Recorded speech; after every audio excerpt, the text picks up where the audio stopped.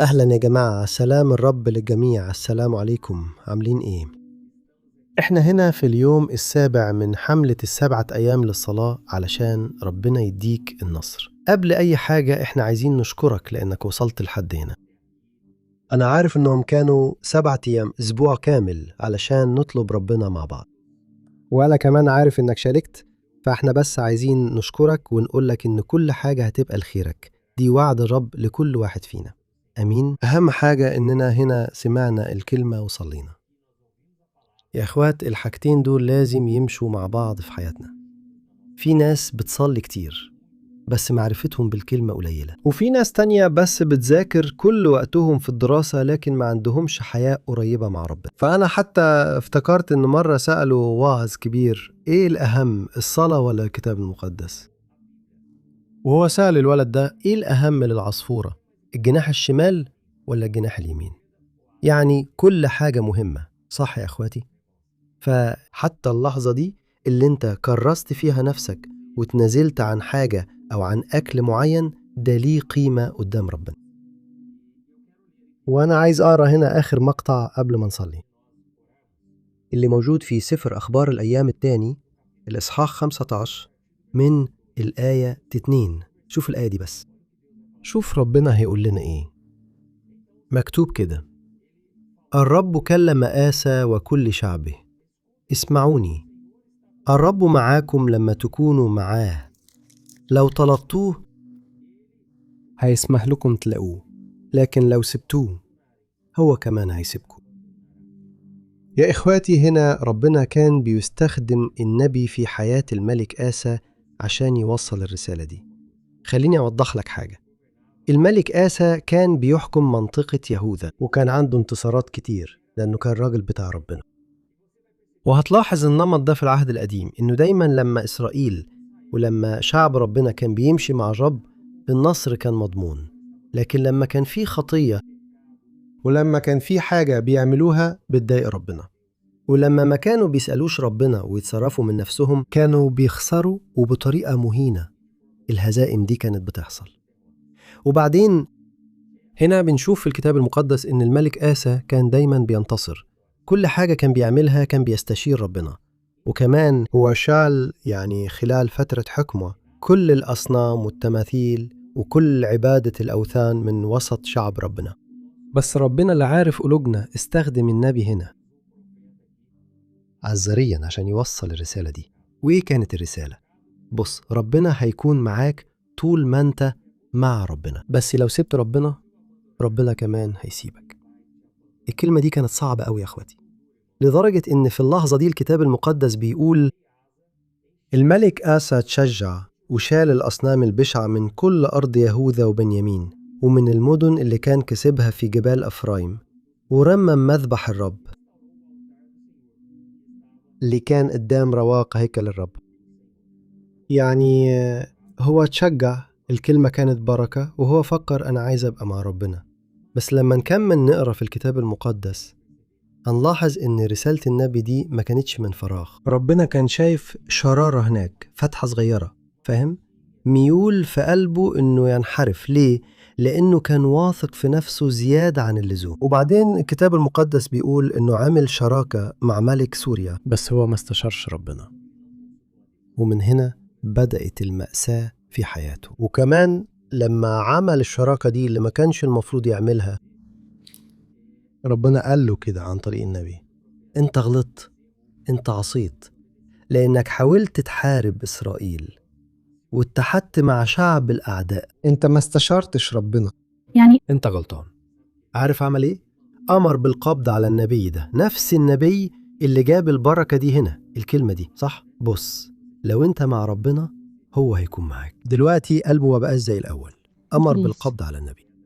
وكمان الكتاب المقدس بيقول إنه لما مرض دور على حلول تانية عشان يخف من مرضه وما صلاش لربنا، وربنا كلمه تاني وقال له بص، من دلوقتي مش هتاخد البركة تاني. يا إخواتي، احنا بنتعلم إيه من ده؟ إن احنا لو عايزين نكسب وننتصر لازم دايما نكون معتمدين على ربنا، دايما قلوبنا متواضعة، ودايما محتاجين ربنا في حياتنا. أنا حتى كنت بتكلم معك، صح يا حبيبي؟ وكنا بنتكلم عن كام واحد النهاردة، صح؟ الناس دي عارفة الكلمة بس كأنهم مش ثابتين مع ربنا. ده حقيقي، كم واحد بنشوفهم جوه الكنيسة نفسها، صح؟ دول ناس عارفين وناس كان عندهم علاقة قريبة مع ربنا في وقت من حياتهم، بس مع مرور الوقت الناس دي بعدت، صح؟ بقوا يدوروا بس على اللي يسعدهم هم، مش على إرادة ربنا، وده فعلا محزن جدا. محزن جدا لما الشخص ما يسمحش لنفسه، صح؟ يعيش اللي ربنا عايزه ليه. هو بس عايز يستمتع، صح؟ بحاجات الدنيا، بالحاجات اللي الدنيا بتقدمها له، بس احنا عارفين ان ده كله مؤقت جدا، صح؟ الدنيا دي مؤقتة قوي، هدفنا لازم يكون الأبدية، فاحنا لازم نتعلم ان قلبنا يكون متوجه للمسيح. بالضبط. نفهم، صح؟ ان إرادة ربنا دايما هي الأحسن. مهما كان التحدي اللي بتمر بيه النهاردة، يمكن انت دلوقتي بتدور على النصر، صح؟ احنا مع بعض بنصلي في الحملة دي عشان النصر، واحيانا النصر ده لسه ما جاش، بس انا عايزة اشجعك تكمل مع ربنا، ما تبطلش تطلب الرب وكمل تمشي في طريقه، لان ده احسن اختيار ممكن تعمله. احسن اختيار في حياتك هو انك تمشي مع الرب، لان هو دايما عنده الاحسن لينا، واكيد في الوقت اللي هو محدده هيجيب الفرح، وساعتها هتفهم ليه هو عمل كل ده. دي حقيقة. اليومين دول يا إخواتي المؤمنين بقوا مركزين قوي في حاجات الدنيا. الحمد لله. زي ما تايس قالت، احنا بندور بس على الحاجات اللي هنا، دي حاجات مؤقتة يا أخويا. الأفضل إنك تكون مع ربنا. ممكن تكون بتعيط، بس على الأقل أنت مع الرب. واللي دلوقتي فرحانين وعايشين حياتهم، بس نهايتهم هتكون مأساوية، لأنه الكتاب المقدس بيقول إن في طرق بتبان للإنسان إنها كويسة، بس نهايتها طرق موت. يا أخوات لازم نطلب ربنا هنا ونكون منتصرين، واحتفظوا بالكلام اللي قلناه هنا النهاردة. ربنا هيكون معاك طول ما أنت معاه.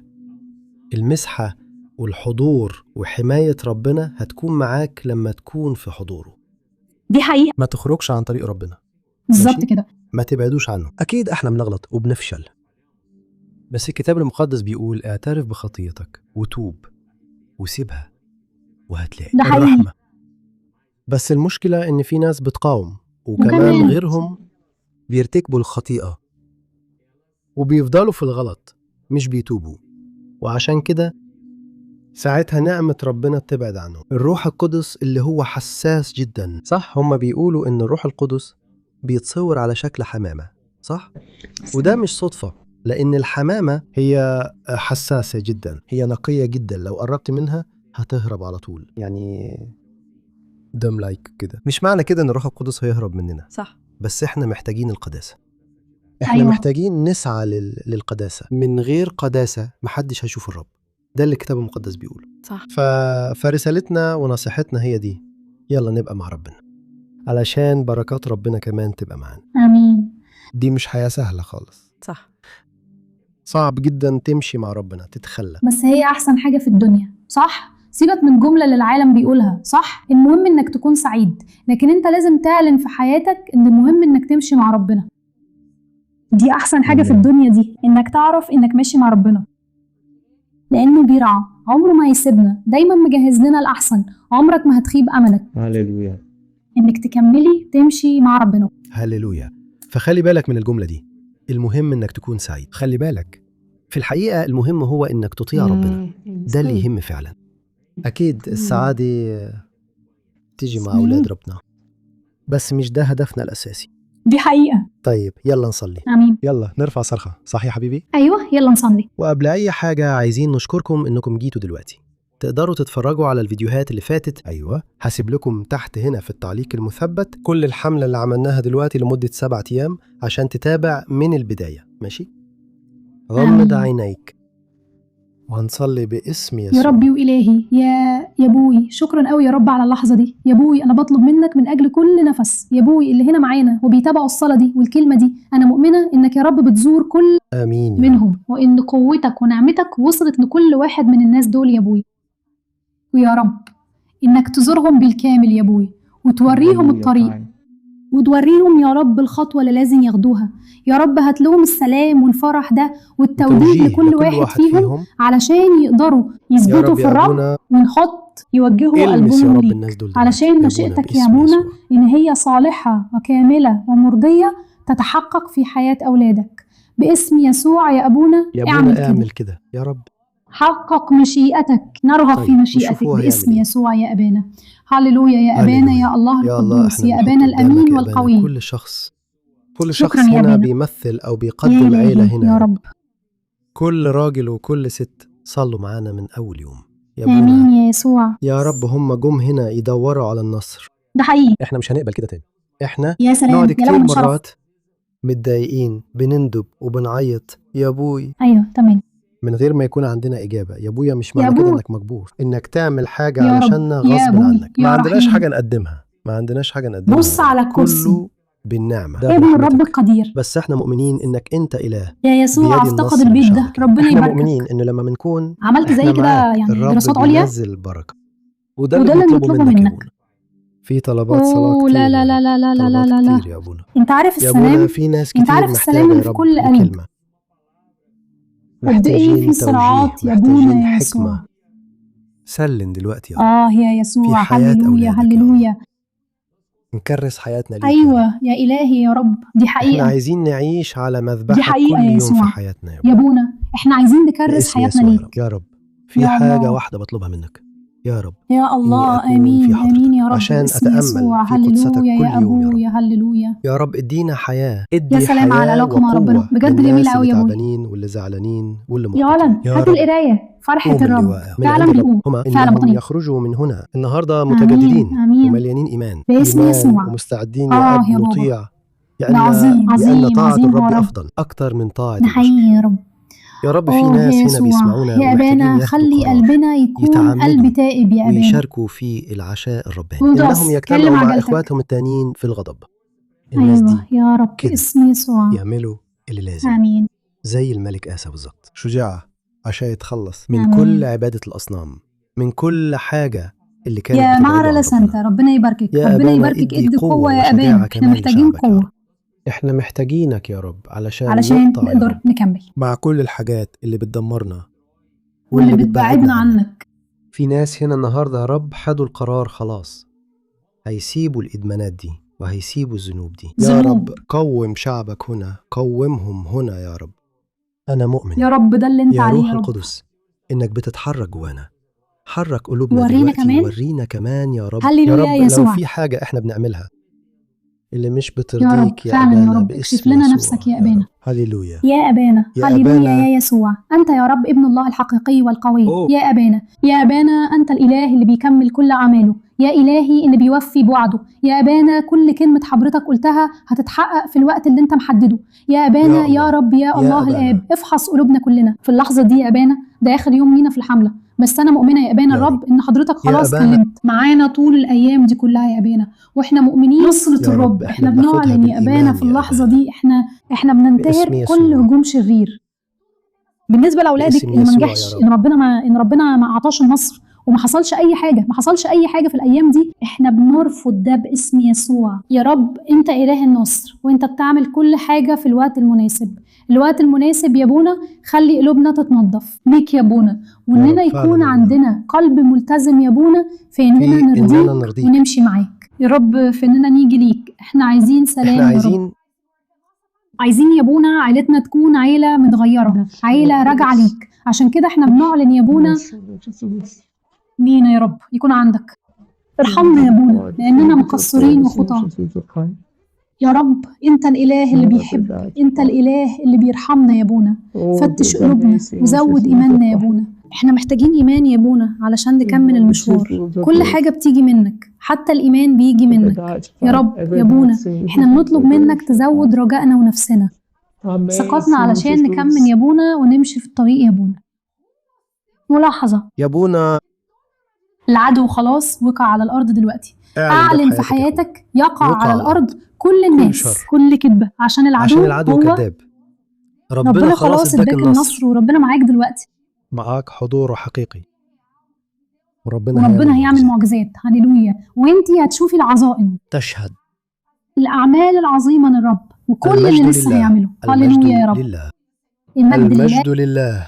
هللويا. هللويا آمين. بنحط كل حاجة دلوقتي بين ليك يا إيديك الله يا يا أبانا. يا يا الله أبانا يا أبانا إحنا طرقنا بنسلمك كل حاجة يا أبانا. ومستقبلنا آمين يا رب. وحياتنا. أيوة. احنا بنقدم لك، احنا بنشكرك شكرا يا يا رب عشان تيسير. كانت أيام جميلة جدا. شكرا كانت يا أيام يسوع. جميلة جدا. هللويا. كانت أيام تجديد جديدة يا بلسم أبانا. بلسم في أورالا قلوبنا. يا إله نشكرك يا القدوس رب لأن قدوس قدوس كلمتك، قدوس الكلمة بتقول بتقول إنه بالشكر يا يا أبانا أبانا لازم نرمي. لازم نطرح كل حاجة وده قدامك اللي فعلا بنعمله يا رب. دلوقتي. وبطلب منك يا رب وبطلب منك إن السلام اللي يفوق كل فهم تعال على كل واحد من أولادك وخليهم يحسوا بالسلام. أيوة يا من بابا النهاردة هو يا رب يقدر. شيل بإيدك يا رب. هات شيل الفرح بإيدك هات حضورك هات كل بوسات الألم، بوسات بوسات. أيوة كل يا الضيق. يسوع كل ربنا الناس يديهم السلام باسم يسوع. باسم احنا يسوع. بنصلي وبنشكرك. آمين. المجد نشكرك. لله. آمين. المجد لله. يا أخوتي شوفوا أنا مبسوط جدا، كانت بركة صح يا حبيبي؟ كانت بركة. ببعت لكم المجد حضن. لله. هو بدأ يشتغل. اعلن ده في حياتك. تمسك بالكلمة. استقبل نصلى. المجد لله. آمين. يا إخوة بصوا أنا هقول لكم ممكن ترجعوا للبداية. شوفوا هسيب الرابط تحت هنا ماشي، وما تنسوش كمان تشاركوا الفيديو وفاكرين إن كل يوم الساعة 3 العصر بجيب لكم محتوى متنوع، مواضيع من الحياة اليومية مبنية على الكتاب المقدس. خليكم معانا على قناة وتابعوا كمان الصلاة، صلاة الصبح وصلاة الليل. يلا نمشي مع بعض. ما تمشيش لوحدك، لا، عشان المؤمن لازم يمشي مع إخواته صح؟ متحدين زي العيدان الصغيرة صح؟ العيدان الصغيرة لازم تكون متحدة عشان تولع، آمين عشان ربنا يتحرك. آمين. آمين. ربنا يبارككم ربنا يا يبارك. إخواتي. أبعت لكم حضن كبير. خليك في سلام الرب. آمين. آمين.